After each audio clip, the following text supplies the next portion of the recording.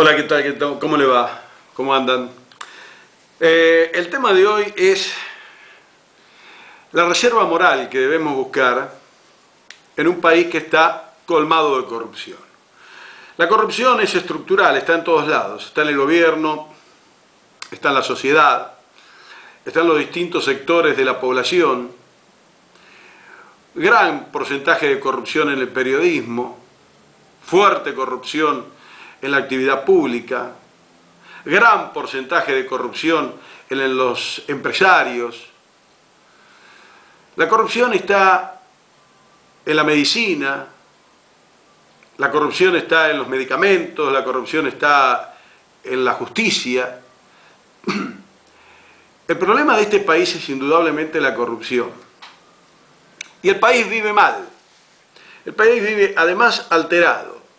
El país no está ni tan bien como dice el gobierno, ni tan mal como se expresa la oposición. Pero si alguno quiere creer que el país está tan bien como dice el gobierno, se va a encontrar con una realidad que le desmiente esa versión oficial. En todo caso, se dará cuenta que no está tan bien. Pero si uno escucha a la oposición permanentemente, amparada en los medios de difusión, predispuestos a volvernos locos a todos, nos vamos a dar cuenta que estamos en una especie de estrés permanente y de alteración nerviosa constante, producto de lo que en realidad no pasa. El país no está tan bien ni tan mal. Y el país, honestamente, no está ni mucho peor que Brasil, ni mucho peor que Uruguay, ni mucho peor que Chile, a quienes mencionan permanentemente como los países que están bien manejados. Podrá haber algún punto de diferencia, algún porcentaje suavemente superior en mejoramiento momentáneo, que en otras oportunidades no era tal y nos ubicaba en primeros lugares y ahora nos ubica a lo mejor, si usted quiere, de alguna manera, un poco por detrás. No hablo de los números estadísticos que me importan un carajo. Hablo de la realidad de los pueblos de esos países y del nuestro.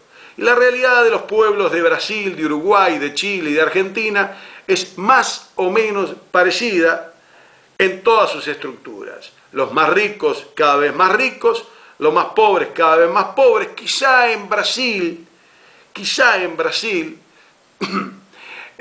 la pobreza era pero tan baja que con los subsidios que da el Estado han salido de esa pobreza y algo pueden comprar. Esto produce un mejoramiento, pero no lo saca de la marginalidad y de la pobreza en la que están sumergidos los brasileños. Lo mismo pasa con Chile y Uruguay, entre otras cosas, le diría que podrá tener una muy buena política, podrán brindarle algunos números positivamente, pero en definitiva, quiero contarle que el pueblo uruguayo, por ejemplo, la mejor carne no la come. Así que, entre otras cosas, no puede comer ni siquiera lo que produce. Bien, dicho esto, para salir un poco de ese estrés en el que nos pone la oposición, digo, la oposición también permanentemente habla de la corrupción que existe en el gobierno de Cristina Fernández de Kirchner y en la corrupción que existía en el gobierno de Néstor Kirchner. El radicalismo está pasando por un momento realmente complicado.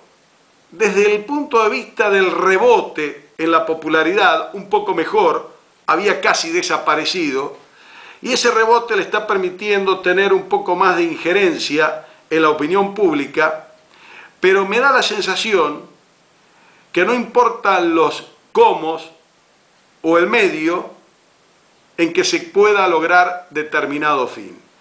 Y al no importar los medios, al no importar las formas, al no importar el cómo, lo está haciendo de una manera absurda, lamentable y realmente criticable desde todo punto de vista.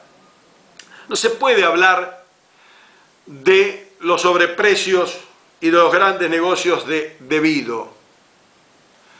No se puede hablar de los juegos que maneja López, y por otro lado en la provincia de Mendoza, a través del radicalismo en Mendoza, López consigue de una manera muy dudosa también pozos petroleros. No se puede estar mencionando los grandes negocios que hace el gobierno con las contrataciones y los sobreprecios, lo que le costó en cierta manera el cargo a Lavagna. No se puede estar hablando de un robo permanente en manos del Estado y después aducir que se quiere llegar a un acuerdo global tipo el acuerdo de la Moncloa, que en realidad estuvo hecho por gente política actualizada, no vetusta, y actualizada en el tiempo, políticos nuevos, modernos, contemporáneos, no vetustos que ya pasaron y demostraron que son. Y por otro lado, mientras se critica la corrupción y se los trata de ladrones y se dice que son peor que el menemismo y que van a ir presos todos cuando terminen sus cargos, cosa que no discuto. Hay muchísima sospecha de corrupción sobre este gobierno y tendrá la justicia que analizarlo, y si tienen que ir presos deberán ir presos. Digo, pero no se puede estar diciendo eso y olvidarse todo lo que los radicales, por ejemplo, dijeron de Duhalde. Gualtieri y los negocios en las contrataciones. Duhalde, tremendamente criticado y acusado. El fondo del conurbano, 700 millones de dólares por año, sin rendir cuentas. ¿Cuánto se robarán?, preguntaban los radicales. Los sobreprecios en las escuelas y en los hospitales que se hacían, hecho mencionado permanentemente por los radicales como una gran corrupción y como grandes ladrones de Duhalde, decían los radicales y la oposición. La bendita policía, hecho que mencionaban a Duhalde como el gran culpable de lo que después terminó siendo la maldita policía. Uno de los políticos más acusados desde la oposición de tener contacto con la droga en el país y en la provincia de Buenos Aires. Habrá que recordar los dichos y las palabras de Elisa Carrió. Los 50 millones o los 30 millones o los 25, lo que usted quiera, que le dieron a Rico para que Duhalde pueda ser reelecto. Podría seguir mencionando una y mil cosas. Los saqueos a los supermercados para voltear gobiernos. El asesinato en el puente Pueyrredón con la policía que le cuesta a Duhalde tener que adelantar las elecciones. Todo esto decía la oposición, el radicalismo de Duhalde. Y hoy se sientan junto a Duhalde.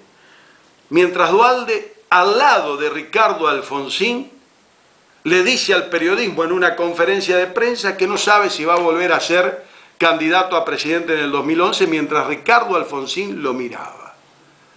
Yo digo, si todo esto se dijo de Duhalde, el peligro que corremos es que mañana, si les conviene a los radicales, también se sienten al lado de Kirchner y de Cristina Fernández, porque se olvidan muy fácil de lo que dicen. Y para terminar con la corrupción, no solo hay que ser honesto, sino mantener lo que se dice, y si alguien cree que determinado funcionario fue un ladrón y corrupto, nunca más sentarse al lado de él. Hasta la próxima.